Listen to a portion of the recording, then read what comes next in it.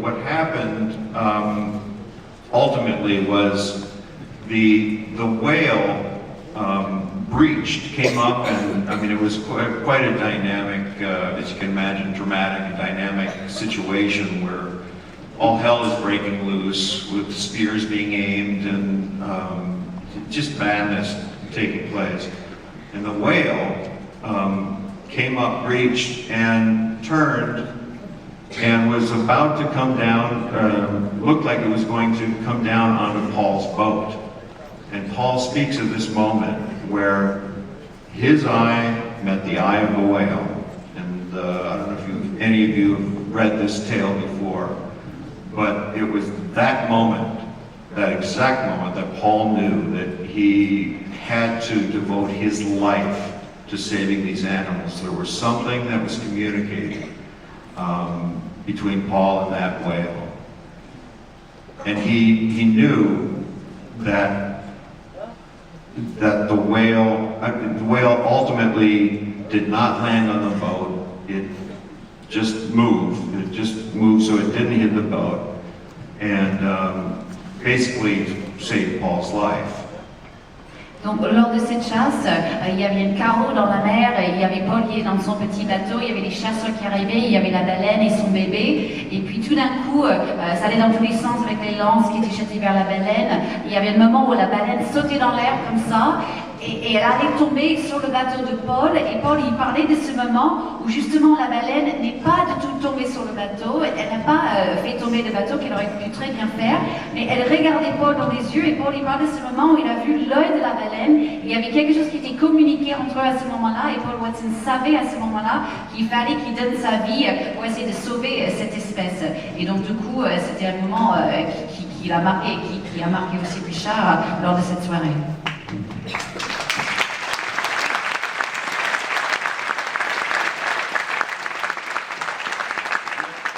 Essentially, that particular story was in the speech that he was telling this group, and it was at that point that I knew that I had to associate with Paul in whatever campaigns he was, whatever he was doing. I knew I needed to be a part of it, and that's when I started kind of following him like a little puppy.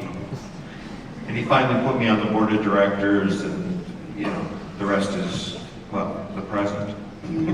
Et voilà, et donc pour moi c'était le moment clé pour moi lors de cette soirée, quand il racontait cette histoire sur la baleine, c'est là où moi j'ai plongé dedans dans son univers, et je me suis dit, il faut que je le poursuis, que je l'aide tant que je peux, comme un petit chiot derrière lui, dit Richard, et ça a poursuivi jusqu'à aujourd'hui où maintenant je suis sur le conseil d'administration de son association. Mais Richard, pourquoi, vous savez, il y a beaucoup de gens, souvent, qui disent « Ok, les baleines, c'est sympa, c'est beau, mais bon, c'est pas super important. » Donc pourquoi engager autant de moyens, d'énergie pour défendre ces animaux? It's all part of, well, I hate to say the circle of life, but it's all a part of what exists here on Earth.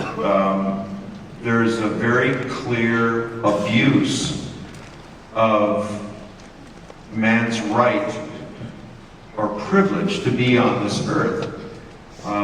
Breaching that trust by killing another animal with such intelligence and sensitivity is absolutely absurd. There's no reason in the world to do it, especially today with the type of technology that's available to, well, let's speak about the Japanese. They kill these things in the name of science, which is a load of crap, because they don't.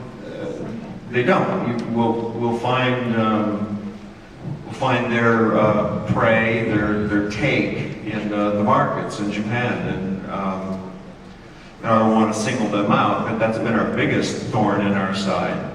It just doesn't.